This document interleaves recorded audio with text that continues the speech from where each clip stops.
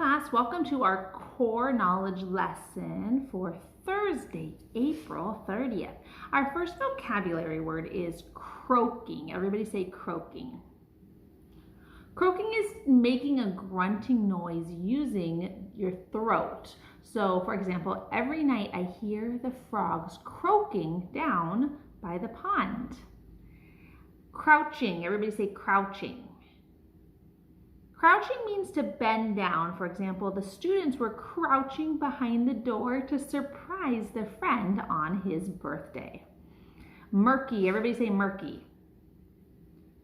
Murky means cloudy, dark, hard to see through. For example, even with my goggles, I couldn't see any fish in the murky pond water. Reeds. Everybody say reeds. Reeds are tall grasses that grow in wet ground or in water. For example, the duck hid in the reeds so it could take a rest. Shallow. Everybody say shallow. Shallow means not very deep. For example, the park has a pool with a shallow end, so where I can touch the bottom. All right, boys and girls, we have been learning about the pond habitat. A habitat is a place where animals and plants live together. Say the word with me, habitat. Plants and animals find all the things they need to survive right in their habitat. So boys and girls, the pond habitat has shallow water and land all around the sides. There are plants and animals that live in and around the pond. Some animals live in the pond water and some animals live around the edge of the pond. So let's listen to see what other animals and plants live in the pond habitat. Listen and look and listen carefully so you can remember some of the new animals and plants. Look all around. Do you see the calm, still water? Do you see the swimming ducks? Can you see the long green grasses growing around the edge of the water? You can see the pond habitat, but you can't see me. I'm tucked inside my shell, but I would love to pop out and meet you. Boys and girls, look at the still water in the pond. Still means not moving. Show me how you can be very still like the water. Nice. Only the ducks are moving the pond water a tiny bit. Do you see the ripples they are making? Boys and girls, who do you think is tucked inside a shell? What animal could it be? Let's see.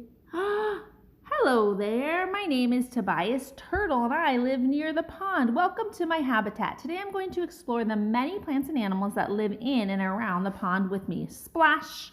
What was that? It must have been a fish jumping out of the water trying to catch a mosquito to eat. Buzz! I think I hear a dragonfly flying by me. I'm going to tuck my legs inside my shell and wait quietly to see what else I can hear. I have been so still that many of my animal friends have come out of their hiding places. I can see an animal with a mask of dark fur around its eyes and stripes on its tail. It is a raccoon that has come to the pond in search of food. In the middle of the pond, a mother and father duck are teaching their ducklings to swim. Now I'm going to stretch my legs back out of my shell and crawl slowly closer to the water's edge. I can see the furry beaver swimming through the pond, cutting and gathering logs to build itself a home. It uses its strong front teeth to chew on a tree trunk that has fallen on the ground. Then a beaver builds its home out of the logs it has dragged into the water. So boys and girls, beavers have big, strong front teeth, so they can chew on big tree trunks. They chew all the way through the trunk until the tree falls down. Then they drag the fallen tree into the pond to build a home. Beavers' homes or shelters are called beaver dams. They use the trees and plants they find in the pond habitat to make their homes. Beaver dams look like a big pile of sticks and logs, but really they are a shelter in which the beaver lives. There is a masked raccoon crouching in the grasses by the pond's edge. The raccoon takes a long drink of water, then stays very still and waits for a fish to swim by. Maybe if it waits patiently, it'll catch a fish with its sharp claws.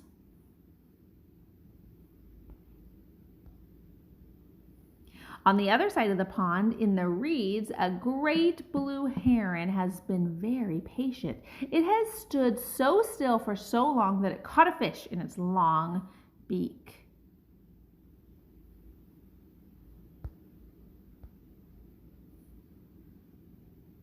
If I look closely at furry brown cattails swaying gently in the breeze, I see insects flying from plant to plant.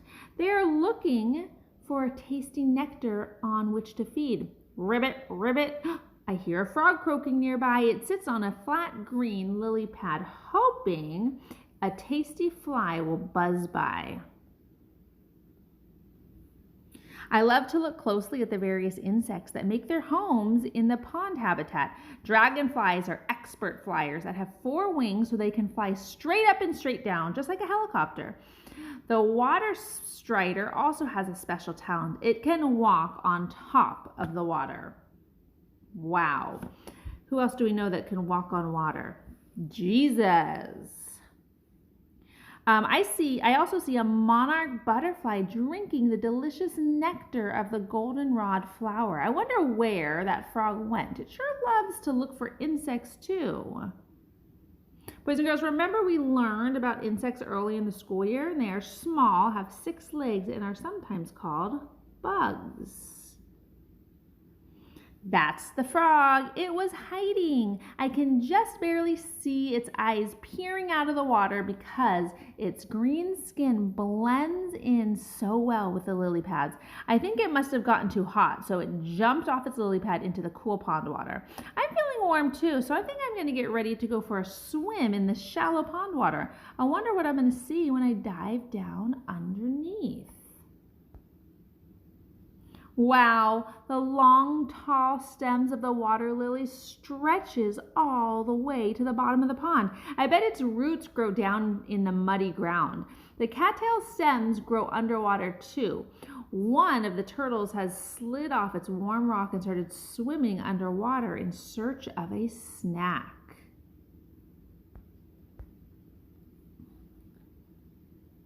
The water in the pond is so murky and muddy I can hardly see, but I do see a fish swimming along, weaving between the stems of the lily pads. I can see the warm sunlight shining through the water's surface in the pond's depths. I wonder what I will find crawling along the very bottom of the pond, where it's gloomy and dark. So boys and girls, remember murky means cloudy and dark and hard to see through. It's hard to see the plants and animals living underwater in this pond because the pond is so murky. See how it's all brown and cloudy? Say that word with me, murky.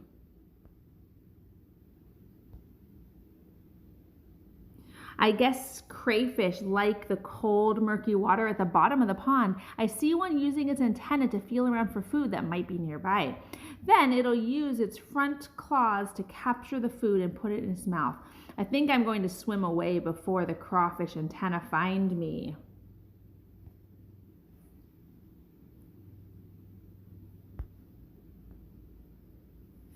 If I follow the lily pad stem upwards, I can swim right back up to the surface of the pond. The water gets warmer and warmer as I swim towards the sunlight. I can understand why the flower of the lily pad grows on top of the water. After all, it needs bright sunlight so its beautiful white flowers can grow and bloom. Boys and girls, remember that a plant needs sunlight, water, air, and nutrients from the soil to survive. So water lilies get their nutrients from the soil at the bottom of the pond. That's why their stem reaches all the way down to the bottom. Where do you think the water lilies get water?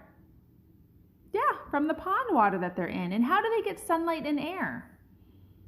Yeah, the lily pads and flowers are above the surface of the water facing the sun.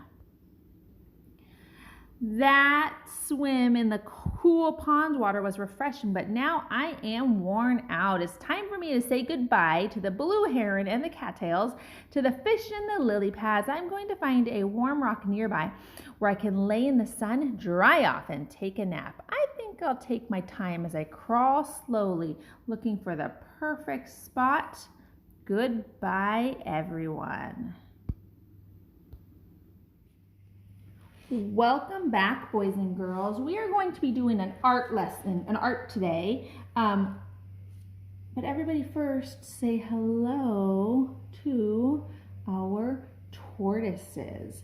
This is Flash, and this is Princess Jasmine. Now, boys and girls, there are two different words for turtles. One is a turtle, which we talked about, and one is a tortoise. Our pets, Jasmine and Flash, are tortoise. Can you guys say tortoise with me? They are tortoises.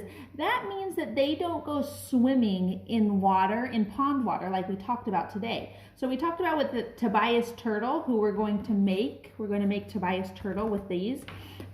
He is a turtle because he can go on land or in water, but our tortoises do not swim. I'm going to go put them back in their cage because I think they're going to walk right off the table. Okay, so boys and girls, for this art, you will need, inside of your bag that I dropped off, you should have these supplies. Four small, one big, a paper plate. You'll also need different green things. So you could have a crayon, or you could have a marker. You could have paint.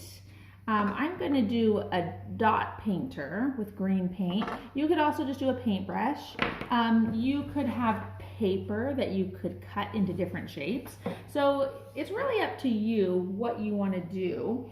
I'm going to do a little bit of everything so that you guys can see, but you guys can do everything. Oh, you also need glue. Glue and maybe a marker or a pen. All right, so step one, I want you to make a happy face on the bottom of this. So I'm going to make a smile, and I'm going to make two eyes. That's my turtle face. And I'm going to glue. So make sure to draw the face on the round part, because up on the flat top part, you're going to put glue. So go ahead and put glue there. And you're going to turn your plate upside down. So this is the way you would eat the plate. Instead, I want you to turn it upside down and glue it like this. Can you guys see that? Next, I'm going to glue the two arms and two legs. So our Tobias turtle needs two arms and two legs. Same thing as I'm going to put glue up at the flat top part. And I could flip this over if I wanted and do it like this. And then when I flip it back over, you'll be able to see. Watch, it'll be cool. So I'm going to put more glue on this one. So it looks like I have a head and two arms, and now he needs two legs. Leg and another leg. So watch what happens when I turn him over. Look, what does he look like? This is Tobias turtle. Tobias turtle needs some decorations on his back. Let's see. I'm going to do some circles with my crayon.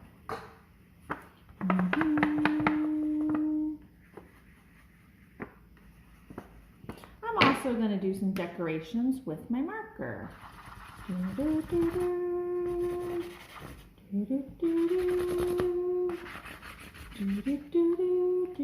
I am also going to glue some squares. So I cut some squares with my paper here. I could cut circles, I could cut squares, I could really cut any shape I want.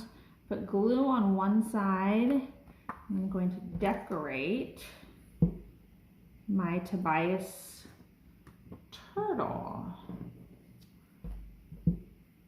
Okay, it's looking good. And the last thing I'm going to do is I'm going to paint on top of it. So I'm going to use my dot painter and dot paint all over. Oh, looks beautiful. I am done. Boys and girls, look at my beautiful Tobias turtle. I want you guys to make your own Tobias turtle. Take a picture and send it to me. All right.